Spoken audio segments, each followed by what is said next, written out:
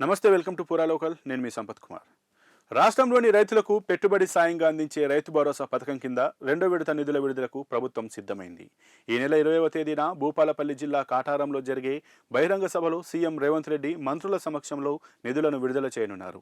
రెండో విడతలో రాష్ట్ర వ్యాప్తంగా 45,11,947 మంది రైతులకు సాయం అందనుంది.